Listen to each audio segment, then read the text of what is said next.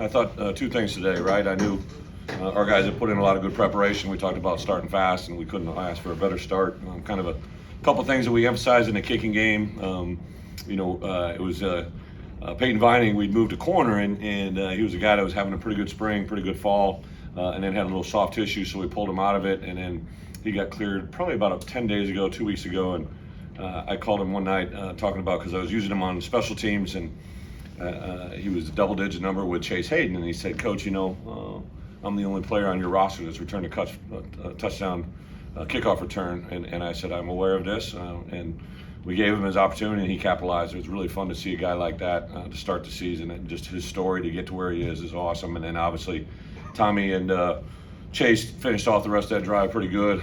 I think there's a lot of things we can clean up, but I thought offensively, from communication, the way they adjusted on the sideline, I thought Tommy really showed great composure. He's a very accurate passer. He had some glitches today, but things we can definitely clean up. And to get him out really at the start of the fourth quarter and let Art get in there and let him have a little success, just really proud of our offense and what they did. We got a lot of things to clean up, but thought that was good. Defensively, we talked all week. We knew they were going to have some explosive runs. They're a good football team. They got good schemes. We just talked about getting the ball down, right? If it breaks, just get the ball down and make another play. And they did. They had a couple big runs that we got down, and we held them, and then they kicked a field goal. But I think between offense, defense, special teams, to come out of it the way we did, I'm excited. I don't have really any update on Josh McCray. Isaiah could have went back in. I just didn't want to put him back in. He was just cramping. So I think we come out of it pretty clean, but we'll wait and see the results of Josh. So with that, open up for questions. Were you pretty pleased with what you saw from Tommy DeVito today?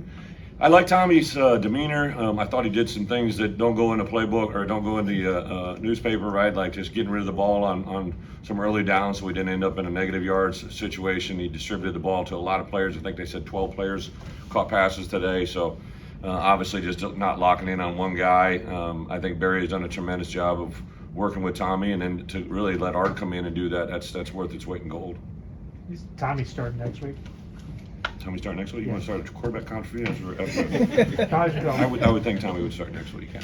Chase Brown, obviously a playmaker in the backfield. How nice is it to have, especially for Tommy DeVito's first start down? Yeah, so, Chase, I've had a lot of good running backs in my career, right? Been very blessed. And I told him last spring, I said, the last hit you took in that Northwestern game is the last time you're going to get tackled to that opener, so just prepare that way. And he's had a great spring. He had a good fall. We didn't let anybody tackle him because running backs have the shortest NFL careers, and obviously he's not there yet, but every play for a running back when you hand the ball usually ends in a hit, and I just, those guys have limited reps, right? And so I was a little nervous in seeing how explosive he would be, but he's got obviously an excellent understanding of how to plays. He just really plays behind his pads really well.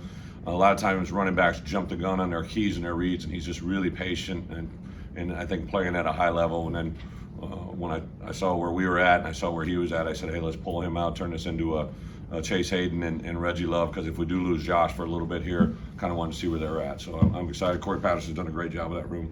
How's your thinking shift? I mean, to not tackle Chase for 9 months or whatever, just when the season starts, in terms of how many reps you want to get in a game?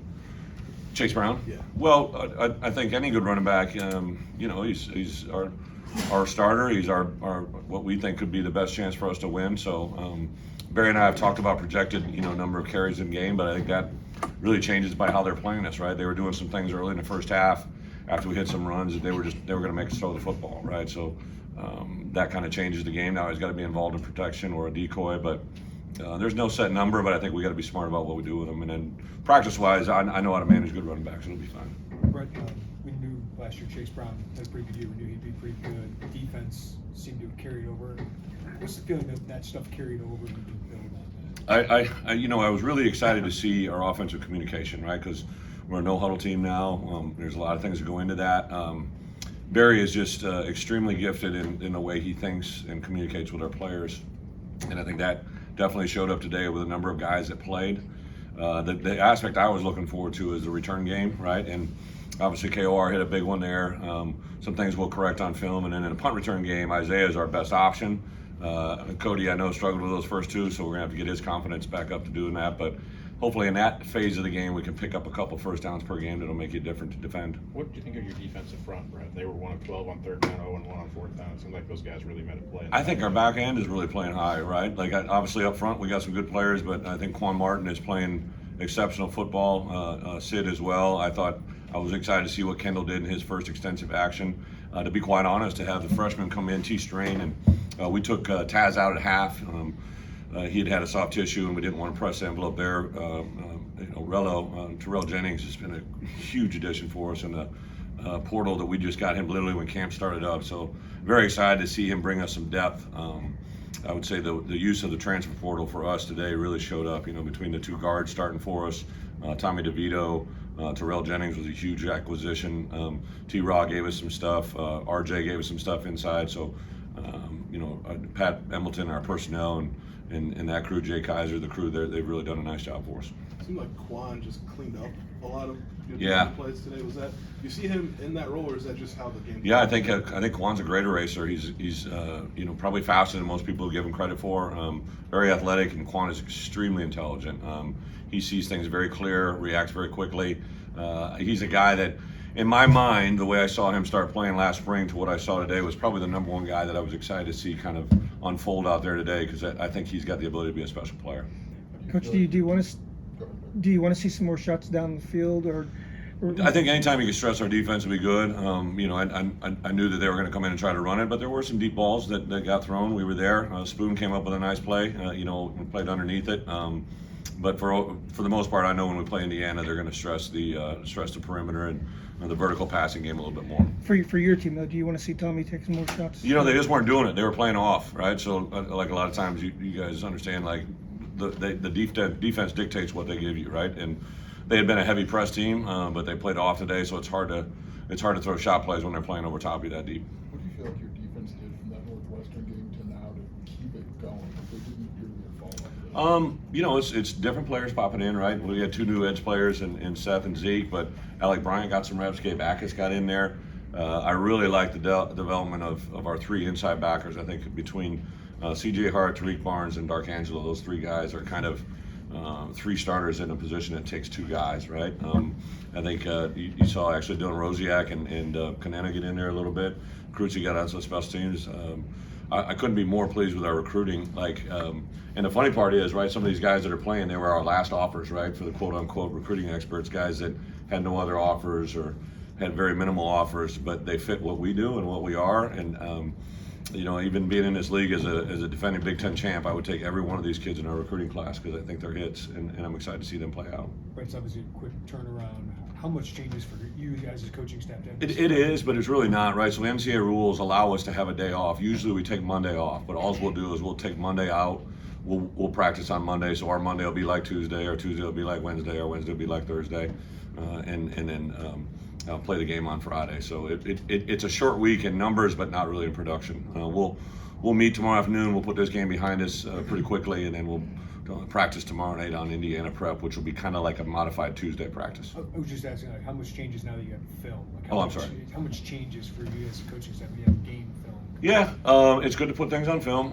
It's going to be, paramount that we clean up. Good football plays are the result of good fundamentals. And that was literally the last thing I told our guys when they left the hotel this morning. Like, there is no magic call. Coach Walters can't make something perfect. Barry Lunny can't make a perfect call. Coach Snyder can't call a perfect play. You have to execute with fundamentals. And I think that's the thing our guys routinely hear, whether it's the reach of a defensive end on a rush. I was a little pissy about the penalties in the first half. I think we got to play clean football, but I think our guys responded in a positive way there, and sometimes you just got to learn things by fire. What was your message with those penalties in the first half, like at halftime? Well, you get to the 5 and you're back to yeah. the 30 and that type of thing. Did you use that at halftime? Yeah, and I think everybody improves, right? The guys throwing the flags, the guys making the flags. Us, we did some things, we just can't do that in critical moments. We preach all the time that before you can win the game, you got to stop from losing it, and those 2 particular cost us, red zone trips, right? So, but I knew this crew throws a lot of flags. They were the most active officiating crew in the Big Ten last year, so I told that to our guys, and they're going to call close. I think Jonah got one there, he came at me like, it was a learning experience for him today. I was very pleased with Jonah. I thought for us to get the portal out of him, and he's a big receiver. He catches it well. I thought that was really important. And I'll tell you, Hank Beatty, man, that little over the middle catch that he just reached down and stuck that ball up. Hank Beatty, in my opinion, right, as a freshman, has caught the ball as well as any freshman I've ever coached, right? So he's a special player in that regard. He's just going to only get better. 12 different guys catch a pass, and it seemed like you had talked all camp long about High and Pat Bryant, and it seemed like they stepped up and did some stuff. I thought Pat Bryant on the rail route over there on that far boundary. He's a big kid. He runs well. He's awesome. He's tough. Hightower's had an incredible camp. I think he caught 2 hitches back to back. Casey Washington had a critical 3rd down catch. You start playing that depth of receivers and they can stay fresh. That's a difficult prep. And I give George McDonald is an exceptional coach that just really maximized that wide receiver room. I don't know if I have a coach that is as much preparation and detail in the teaching of the game as he does with his wideout. So if you're a good wide receiver and you want to play good style football, you should come to play at Illinois. Reggie Love had a really nice touchdown run. Didn't give up on the play. Who's that? Reggie. Oh, yeah, Reggie. Could you comment on what you saw from him? Yeah, Reggie's a special kid. Reggie's journey, I think before I got a chance to meet him, has been one. It's perseverance. He's had some things since I've been here with him that you just cheer for Reggie Love, and it was fun to watch our sideline. Both him and Chase Hayden, both guys that I think are very respected and liked. And then Reggie really just rolled over a player, right, and kept the ball secure. He kept his legs going. And as coaches, I was talking about the next play, and they're like, "Oh, he's going, coach, he's going," right? So to see him not give up and just really good. And he's been involved in our return game, so he's back there as a kick returner. He can be back there as a punt returner, I think, eventually. Just another great story out of St. Louis of perseverance. Really, really excited for Reg. What are your impressions of your specialist? Caleb missed a couple, but you got good on a couple of those. You know, Caleb was stroking the ball in kickoff coverage. He was hitting the ball extremely well. There was 2 hits into the wind that he put down in the end zone. So I think that was a concern, but he answered that bell. Obviously, I think the one field goal, he just kind of pulled through it a little bit, and then the real long one, just I think it was a lot of it was operation. I think everybody automatically goes to the kicker. So some improvement there. Sean has been absolutely awesome addition for us in that wheelhouse. So I'm excited how this staff works. I was really excited to see how our staff worked today. It's the first time with Barry in this offense, and I was giving him heat because offensively, Chase Hayden went for 9 yards, gave him a 2nd and 1, and people were talking about how he had to run more vertical. I'm like, he just gained 9 yards, right? Like, come on, give a man a break here. So I'm excited to watch our staff work. Some of the defense's success last year was being able to bend but not break, and we saw some more of that today. Is that something that you and Ryan Walters kind of preach to the defense, and is that kind of encouraging to you as you move forward to tougher competition? Yeah, great point. Defensively, we have a kind of a formula that we talk about, like if you can't, we can't give up big plays, right? Big plays get you beat. So it's runs and passes over a certain number of yards, but it was literally defensive goal number 1 today. All right, when it breaks, get it down. All right, so if it's going to be a DB, a corner, if it broke the line of scrimmage, just get it down, let us play another down, and they did that exceptionally well today. I think the speed that we have with Quan and Sid back there, and then Spoon and Taz and Rello, I think if we could just keep the ball in front of us, right, and if they have a play, it breaks, get it down, let us chance to play another down, we can be a pretty good football team. This was the first Last one game here. for Bill at center, and then you had Isaiah and Zai. Yeah. How do you think the interior of that offensive line played today? We had to go through some things. I think we had 3 negative yard plays on first down runs, which we can't live with. But those will be good teaching moments. I think this group, defensively, Wyoming, we knew they were going to move on us a little bit. They do some automatics where the back is at. So we were kind of aware of that. But, really, I always have the line work together, right? Because those 5 guys need to kind of move as poetry in motion, right? Not enough people don't like watching 5 big men move as much as I do, right? But they got to learn to communicate when there's a return or a safety that's coming down. And I think even in the flow of the game, they got a little bit better at that. So I'm excited to see that group work. And I thought Jordan Slaughter came in and did some good things. So you start having 5 guys that can play and have a couple others come in. I think Geske got in there and did some good stuff.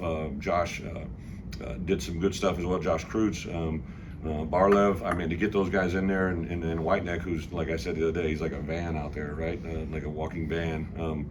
He's a big boy. Now I tell you, Henry Boyer. I'm excited about Henry Boyer, brother Rice kid that again, didn't have a lot of offers out there. He's a really good looking prospect, a tight end prospect for us in the future. Thanks, guys. Thank you. Got some